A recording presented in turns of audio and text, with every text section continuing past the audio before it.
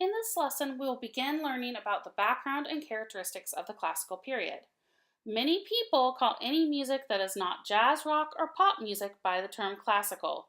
This is not the use of the term classical that we are making, but of the actual time period that is considered classical.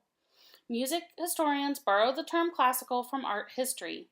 Both classical music and neoclassical art have a stress on balance and clarity of structure.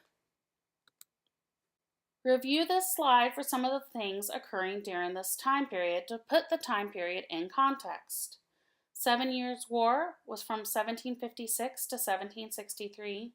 Louis XVI in France, 1774 to 1792. The American Declaration of Independence in 1776. French Revolution in 1789. Napoleon, first French consul, in 1799, and the Napoleonic Wars were from 1803 to 1850.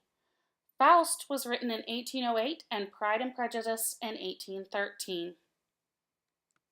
The classical era in music, art, and architecture coincides with the period in philosophy and letters called the Enlightenment, also called the Age of Reason. The first Encyclopedia Britannica appears during this time. Needless to say, the notion that all persons are created equal and should enjoy full political freedom put the thinkers of the Enlightenment on a collision course with the defenders of the existing social order. Aristocratic sovereigns continued to rule, enjoying power through inherited right. However, the social upheaval of the French Revolution from 1789 to 99 shifted the power from the aristocracy to the middle class. The American Revolution broke out before the French Revolution. The trigger was injustices imposed on them by the English King, George II. However, the main issue was that of human equality and freedom. The Industrial Revolution contributed to the wealth of the middle class. Inventions included the improved steam engine, spinning jenny, and cotton gin. Advances in science improved the human condition as well. Benjamin Franklin harnessed electricity, and Edward Jenner perfected vaccination.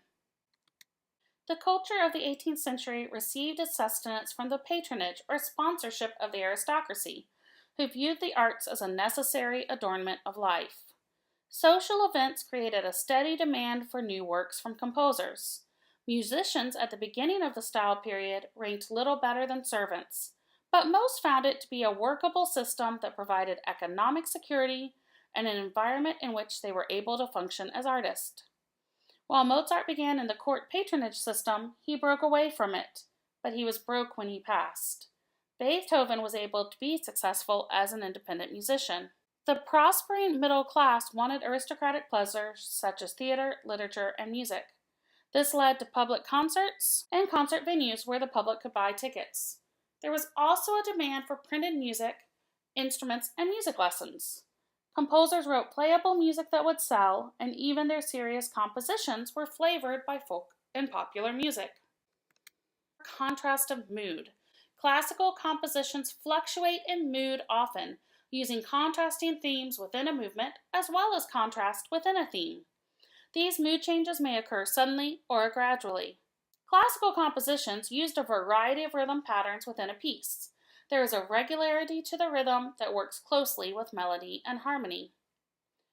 Classical music is primarily homophonic. The texture is flexible and may shift from one texture to another. Classical melodies are lyrical, tuneful, and easy to remember. Some composers borrowed folk or popular tunes for even their most sophisticated works. Most of the time, composers wrote original themes with a popular character or feel. These melodies sound balanced and symmetrical because they are made of two phrases of the same length.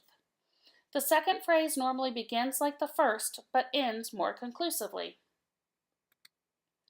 Classical composers express shades of emotion through gradual dynamic change, crescendos and decrescendos, instead of restricting themselves to terrace dynamics. This dynamic change led to the replacement of the harpsichord by the piano. A pianist can play different dynamics through changing the pressure used to play the key. Most of the classical keyboard compositions are written for piano. The piano in the late 18th century weighed less than the modern piano and had thinner strings held by a wood frame. It was called a forte piano and had a smaller pitch range with a shorter and softer tone than the modern piano. The final characteristic is that the classical period gradually abandoned the basso continuo as more music was written for amateurs. This completes the background and characteristics presentation. Please proceed to the classical forms presentation.